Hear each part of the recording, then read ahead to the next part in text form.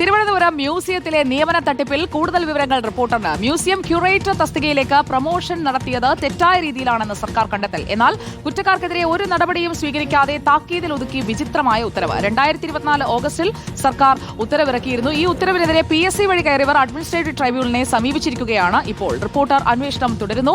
TV Prasad നമുക്കൊപ്പം. TV Prasad, നമ്മുടെ SIT അന്വേഷണത്തിൽ പുറത്തുവരുന്ന വിവരങ്ങൾ ഓരോന്നോരോന്നായി തട്ടിപ്പിന്റെ പുതിയ കഥകളാണല്ലോ. അനധികൃതമായി നടത്തിയ കാര്യങ്ങൾ അതെല്ലാം പുറത്തേക്ക് വരികയാണ്.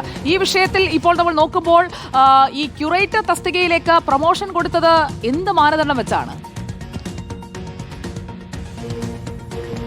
ആ മാനദണ്ഡം അത് അനധികൃതമായിരുന്നു സുജയ. സാധാരണഗതിയിൽ അത് തസ്തിക ഒഴിവുണ്ടെങ്കിൽ മാത്രമാണ് അവിടേക്ക് അവർക്ക് കയറാൻ പറ്റുക. അങ്ങനെ തസ്തിക ഒഴിവില്ലാത്ത സമയത്താണ് ഇങ്ങനെയൊരു അനധികൃതമായ നീക്കം അവിടെ നടന്നത് എന്നുള്ളതാണ്. 2 തസ്തിക മാത്രം ഉള്ള സ്ഥലത്തേക്ക് 5 പേർ വരെ ഒരേ സമയത്ത് കയറിപ്പറ്റി എന്നുള്ളതാണ്. ഇതിൽ കൂടുതലും ക്രമക്കേട് നടന്നിരിക്കുന്നത് UDF സർക്കാരിൻ്റെ കാലത്താണ്. പിന്നീട് നടന്നു. ആ സമയത്ത് ഇപ്പോൾ നിലവിൽ രാഹുൽ മാങ്കൂട്ടത്തിൽ MLA-യുടെ PA ആയ സുജിത്ത് അടക്കം 5 പേരാണ് ഇങ്ങനെ അനധികൃതമായി കയറിയത്. സുജിത്തിനെ കൂടാതെ ജയപ്രകാശ്, ഇപ്പോഴത്തെ സൂപ്രണ്ട് രാജേഷ്, സജീവ് തുടങ്ങി 5 പേരാണ് അനധികൃതമായി കയറിയിരിക്കുന്നത്. ഇതിലുള്ളൊരു പ്രശ്നം ഇത് സർക്കാർ കണ്ടെത്തി എന്നുള്ളതാണ്. അതായത് ക്യൂറേറ്റർ 2, ക്യൂറേറ്റർ 1 തസ്തികകളിലേക്കുള്ള പ്രൊമോഷൻ അനധികൃതമാണെന്ന് സർക്കാർ കണ്ടെത്തി. പിന്നീട് സർക്കാർ ചെയ്തത് ഒരു പരാതിക്കാരി, സംഗീത എന്ന് പറയുന്ന പരാതിക്കാരി ഉണ്ടായിരുന്നു. സംഗീത അവിടെ ക്യൂറേറ്റർ തസ്തികയിലേക്ക് നേരിട്ട് PSC വഴി വന്നവരാണ്.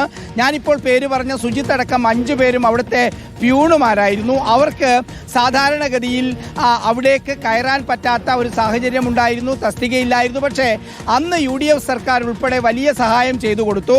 അങ്ങനെ ഈ പരാതിക്കാരി സംഗീത പരാതി കൊടുത്തതിന് ശേഷം സ്പെഷ്യൽ റൂള് നടപ്പിലാക്കണം, കൃത്യമായി കാര്യങ്ങൾ നടത്തണം എന്ന വിചിത്രമായ ഉത്തരവ്. അതായത് പരാതി കൊടുക്കുന്നതിന് മുമ്പാണ് ഇതൊക്കെ സംഭവിച്ചിരിക്കുന്നത്. അത് ഒന്നും പ്രശ്നമല്ല, ഇനിയുള്ള കാര്യങ്ങൾ ഭംഗിയായി നടത്തണം, ഇതുവരെ നടന്നതിൽ ക്രമക്കേടുണ്ട് എന്ന് ആ ഉത്തരവിൽ വ്യക്തമായി പറയുന്നു.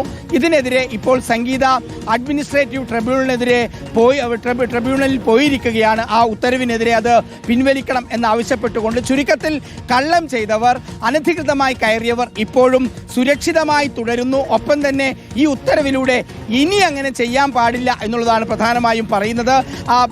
സുജയ, നമുക്കറിയാവുന്നതുപോലെ ഈ സുജിത്ത് അടക്കമുള്ള 5 പേരും പ്യൂൺ തസ്തികയിലേക്കാണ് ഈ പറയുന്ന മ്യൂസിയത്തിൽ കയറുന്നത്.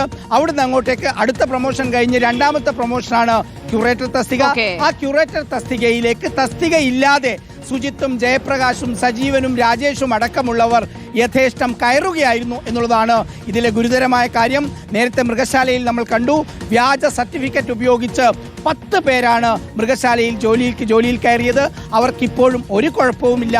വ്യാജ സർട്ടിഫിക്കറ്റ് ഉപയോഗിച്ച് കയറിയവർ ജോലിയിൽ സുന്ദരമായി തുടരുന്നു. ഒപ്പം പാത്തുമ്മ ബീവി അടക്കം ഷിലു രാജ് ഉൾപ്പെടെ അന്നത്തെ ഉദ്യോഗസ്ഥരെയും കുറ്റക്കാരെന്ന് കണ്ടെത്തിയെങ്കിലും എല്ലാവരെയും വെറുതെ വിട്ടു. ഒരു പ്രശ്നവുമില്ല, എന്ത് ക്രമക്കേടും കാണിക്കാം. TV പ്രസാദാണ് നമുക്കൊപ്പം വിവരങ്ങളുമായി ചേർന്നത്. കൂടുതൽ തട്ടിപ്പുകൾ പുറത്തു വരികയാണ്. നമ്മുടെ അന്വേഷണം തുടരുകയാണ്.